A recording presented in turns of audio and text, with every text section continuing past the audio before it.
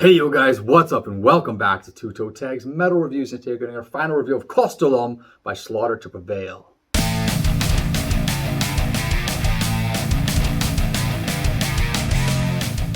Alright, so as we normally do it, Kostolom has been on full rotation as much as we possibly can throughout the entire week.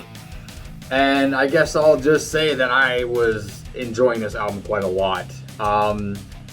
Just going back to our first impressions, we were very impressed with this album on a first listen. For me, that did not really let up. If anything, it kind of got better and better as it went. Some standout tracks for me are the ones I mentioned before. Baba Yaga is still probably my number one track. That song's just so good. I love the chorus. I love the cadence in the chorus, just the flow of the words in the chorus.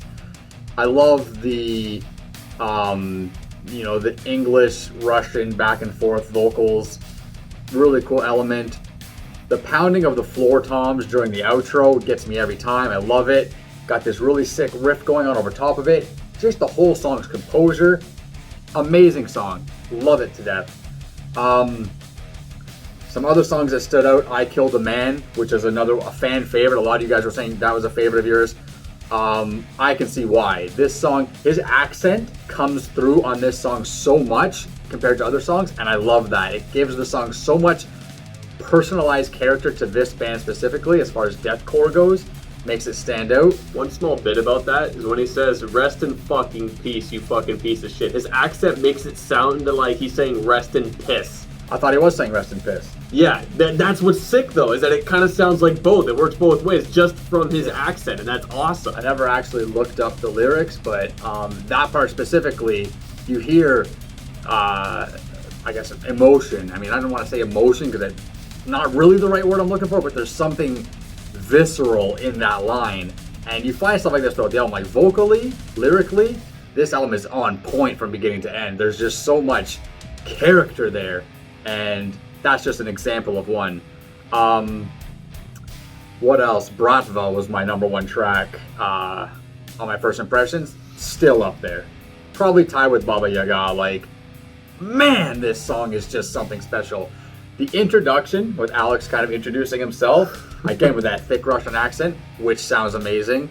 Then you got this kind of almost Rammstein style just music that kicks in. And then the growl that he kicks in with this song sounds like something you'd hear out of fucking Cthulhu or something. Like, just the meanest, nastiest growl just to kick the song off.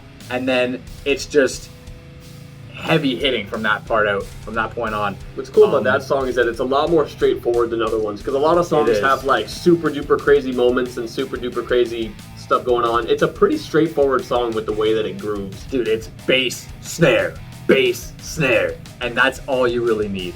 I mean, there's nothing really more hard-hitting than that. And what makes it work even more so is that this album is full of contrast between the songs. Yeah. Every song has its own original character. Nothing feels overdone at all, because everything just has its own thing to it.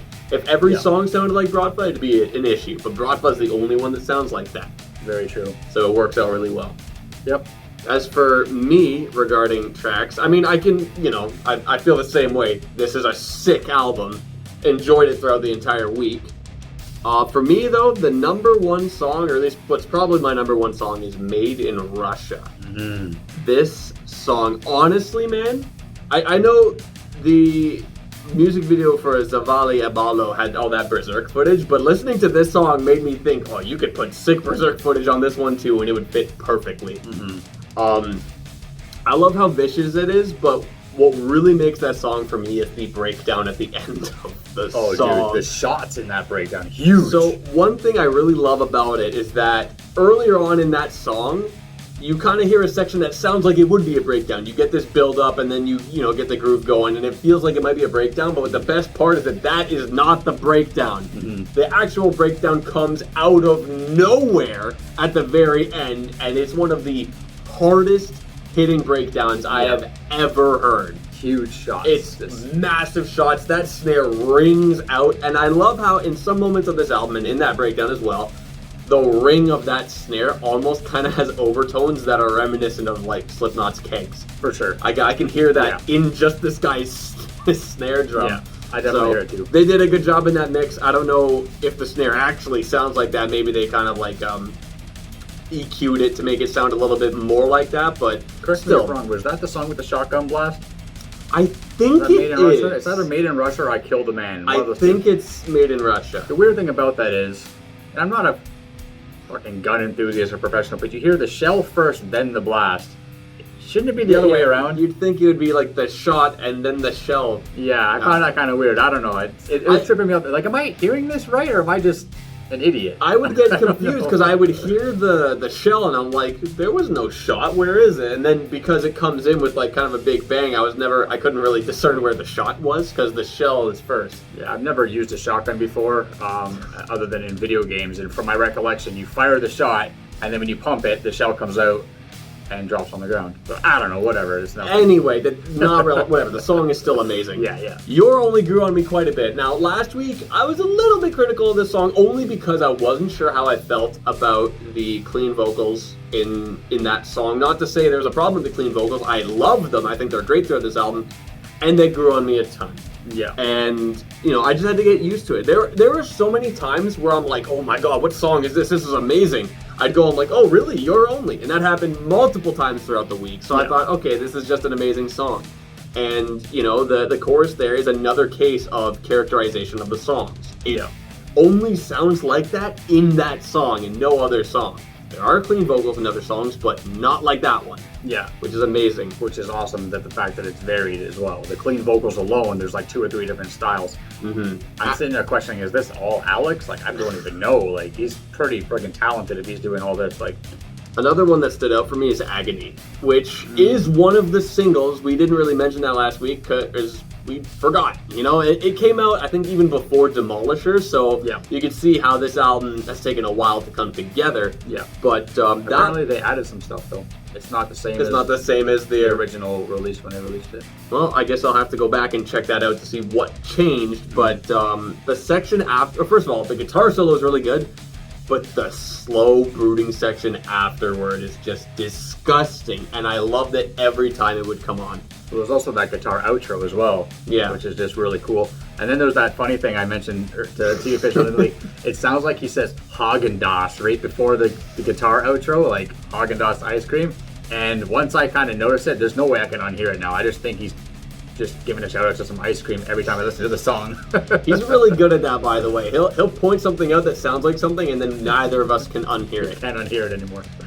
Anyway, one of the characterization of songs is one of the things that makes this album amazing, but another thing that makes it incredible is just the contrast between these songs. And I think Demolisher going into Baba Yaga is a perfect example of how great the contrast is, because Demolisher sounds like a deathcore song. This is a deathcore band, and it's a great song. It is another one of my favorites from this album. So you have that, and then Baba Yaga sounds a lot more like a nu metal song. And it's that contrast that's constantly there on this album, and that's what makes it fresh. Deathcore as a genre, as we've said multiple times on this channel, has become a little bit oversaturated as of recent, and we're both kind of finding that the best bands and the best albums that are coming out of this modern era of deathcore being as popular as it is are the ones that are changing things up, adding new stuff, making songs sound very individual. Yeah. If every song sounded like Demolisher, the album wouldn't be as great. And maybe if every song sounded like Baba Yaga, the album wouldn't be as great. But the fact that the contrast is there, you have so much different stuff to work with. Every song sounds like its own thing. It's just a really, really well-rounded and brutal as fuck album. Let's rate Kostolom. Alright, it gets my toe tag. I've been praising it the entire time. I think it's pretty clear. It gets my toe tag. Incredible experience. I'm really happy with this record. It's awesome. I'm so glad to listen to it for a week. Yeah, it's going on the list. Gets my toe tag as well. It was my most anticipated album of the year. Maybe there's a slight bias involved, but I feel like everything we said is easily backs up how we feel about it.